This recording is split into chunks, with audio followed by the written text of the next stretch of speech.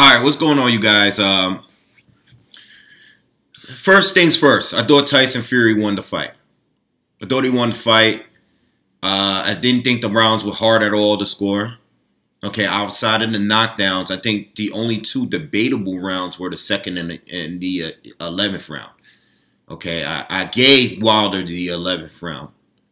Okay, but anyone can clearly, if someone says Tyson Fury won every single round outside of the rounds that he got knocked down in, and even in the rounds that he got knocked down in, outside of the knockdown, I thought Tyson Fury still won a round. It's 12. Wait, we got 3-minute rounds, 12 rounds, 36 minutes in this fight. And I want to say Tyson Fury was winning 34 minutes of that fight.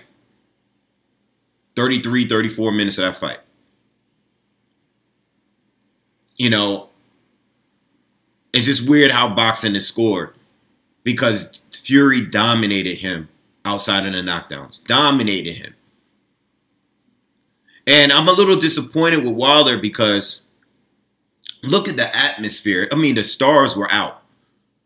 America was watching. This was the fight. This was the one here.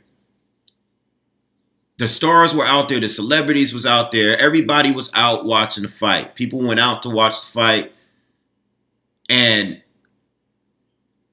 all we got was Deontay Wilder being one-dimensional. You know, I'm thinking for this fight, there's going to be some sort of game plan. And Wilder just wanted to load up and knock him out as quickly as possible. And when he was losing and down on rounds, he was still sticking to the same thing over and over again. And you know what? Better performance than Klitschko. You know, because at least he kept throwing punches. At least he did that. So it was definitely a better performance than Klitschko. But I seen Wilder do things like throwing jabs to the stomach. He started throwing right hands to the body. And I'm thinking, all right, this is a good way to start. Because we want this top area to get exposed at some point. That's the way Canelo knocked out Amir Khan. He kept going to his body and then faked it, and then went up top and knocked out Amir Khan. That's exactly how he knocked out Amir Khan. So I'm thinking, this is what Deontay Wilder is going to do. No, he goes right back into I'm just going to throw a jab and throw the right hand over and over again and miss and hit air. And this fight proves how important defense is when it comes to scoring. Because if you're missing all round long and Tyson Fury lands a few jabs and a right hand, Tyson Fury's getting that round, bro. Because you're swinging and you're hitting air. You're not hitting anything.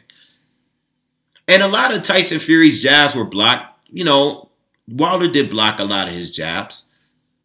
But Tyson Fury was landing more shots, better shots. I think his best round, one of his better rounds, was the 7th round when Tyson Fury started landing right hands.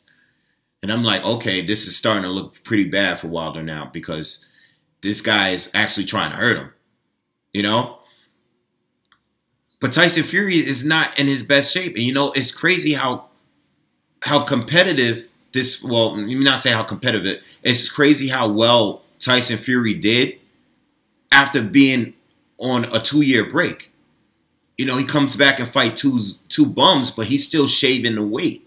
He's still trying to cut down. So him to do that well against Deontay Wilder without even being at his best, he's still... If they fight again in a rematch, if they have an immediate rematch, he's going to look even better in the rematch. You know? So, I think I'm disappointed in Wilder because, yo, listen, he did what he had to do, but I wish he prepared more. I'm disappointed in that sense. And the lights and cameras was on, like, everybody's watching this fight. This is your night to shine. Like, this is your star power begins here. You out in LA, everybody came out to see you, and you didn't prepare. Not properly. It's time. Like, how long are you going to continue fighting that way without making some kind of adjustments. You know, I think they interviewed Floyd like midway through the fight, and they asked him, and Floyd was like, Deontay Wilder's a great fighter, but he needs to change something because he's gonna lose the fight if it continues going this way. You know, Fury looked incredible, man. He looked great. It was a great performance. I know he got knocked down twice, but he got up, and especially the second knockdown, not the first one. The first one was more like, at first I didn't even think Wilder hit him. And then when they showed the replay, I was like, okay, he got a piece of him behind the ear. But the second one, he was completely laid out. I thought he was knocked out. I thought the fight was over. I mean, I thought Wilder was going to catch him late and knock him out. It almost happened that way, but Fury got up. You know, thank God Jack Reese was the ref, because plenty of other refs would have just stopped and waved off the fight right there. Plenty of other refs would have ended it right there. If that wasn't Jack Reese let it go. He actually did a full count, and Tyson Fury was able to get back up. You know, I thought that Jack Reese stayed when he counted to 9. Maybe I thought it was a little stretchy, but listen, the guy got back up. That's all that matters. You know, I'm glad he didn't stop the fight, because Fury was doing extremely well, and that's you don't do a guy like that, especially when he's up that many points. You don't stop the fight, and we see it all the time in boxing. You know, remind me, that knockdown actually reminded me of when Daniel Jacobs got knocked down by Dimitri Pirogue, and he was laid out on his back, but then when he went to get up, the ref held him down and stopped the fight. You know, kind of remind me of of that, but obviously that didn't happen. So anyway, Tyson Fury dominated, in my opinion. I hope we get a rematch. If Deontay Wilder doesn't fight Anthony Joshua in the next fight, which I don't think is going to happen, there's no other fight. I mean, that's the only other fight I can see happening outside of the rematch immediately. Like, I want to see the rematch right away. But Wilder started out doing things that I thought could have won him some rounds. He could have really won this fight. You know, that's why I'm kind of disappointed, because he got too anxious. He was just too anxious for the knockout. And if they had a game plan, he totally disregarded the game plan, and he was just going for the kill, and he kept doing it over and over. I mean, it works so many other times, and I'm showing his head. He's thinking like, I'm gonna land this right hand at some point, and he did. But you were down too many rounds, and this is one thing that people say that I hate Wilder and everything. This is one thing that I always complain about. I'm like, what's gonna happen if you don't get the knockout and you're down rounds?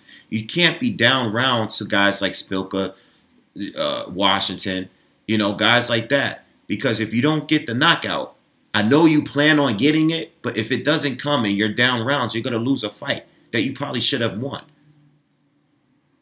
You know, he can do other things. It's not like we don't see it. It's just that he is so in love with that right hand. It's just that that's where he wants to go.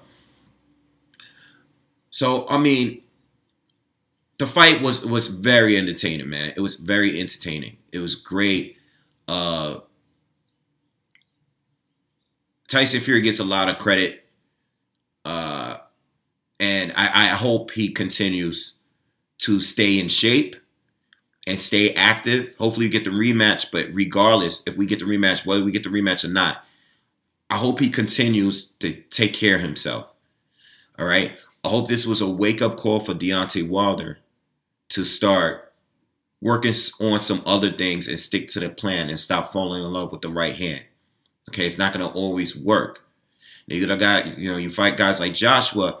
Now, people are watching this fight and seeing that you haven't really improved or anything. So your other opponents are going to be expected. They're going to be looking at, now this is the only fight that you have to see with Deontay Wilder. This is the only one you have to see if you're trying to expose his flaws. because he went a full 12 rounds doing the same thing. Plus, he had more stamina issues than a Tyson Fury, which is crazy to me. You've been more active. You know, you appear to be in better shape. Well, why are you more tired than Tyson Fury halfway through the fight? Why are you having, you know, for you to even knock him down and for him to get up and start whooping you again in the 12th round says a lot. Now, I know you punched yourself out at times, but even before the first knockdown, you started slowing down. He has to get in better shape. I don't know what he's doing. His condition is pretty poor. He's not used to going the full distance, and I understand that, but he needs to get back in shape, especially if he's fighting a guy that hasn't been active at all right, and has been doing so much to cut down in weight and getting back in boxing shape. He's just now getting to that stage. You have been the active fighter. You need to get back. Wilder, I hope this is a wake-up call for him. He needs to get back on point. Because if he is the best American boxer, he is the best, without a doubt. And if he continues to represent Americans, especially now that more people know who he is now, he's probably more famous than he's ever been right now. He needs to get his shit together for the next fight, whoever he's fighting.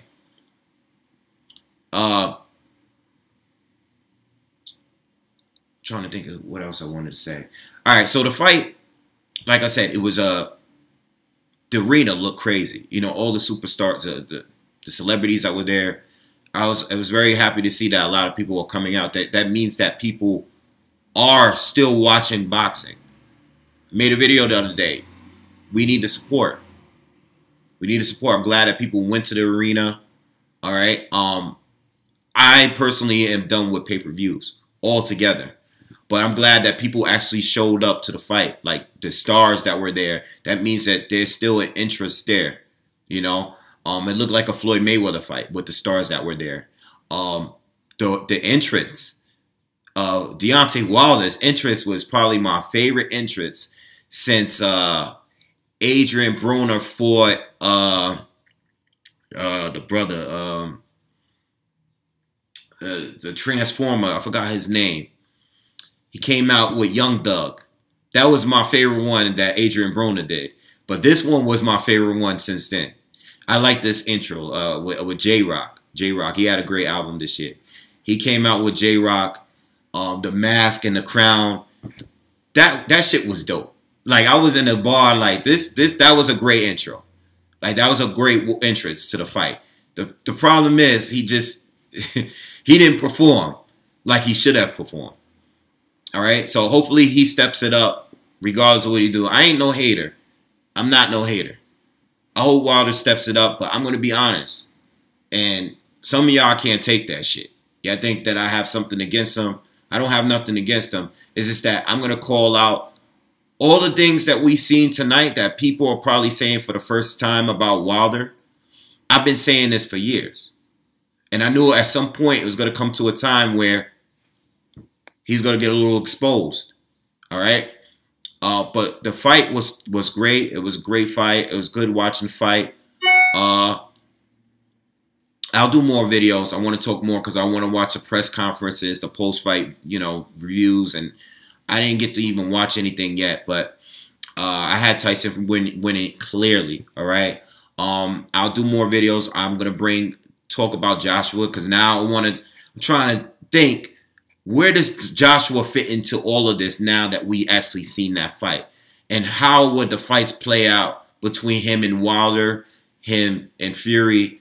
I want to discuss all that too. So I'll be doing more videos on this fight. I'll probably at least do another 2 videos just talking about this fight alone.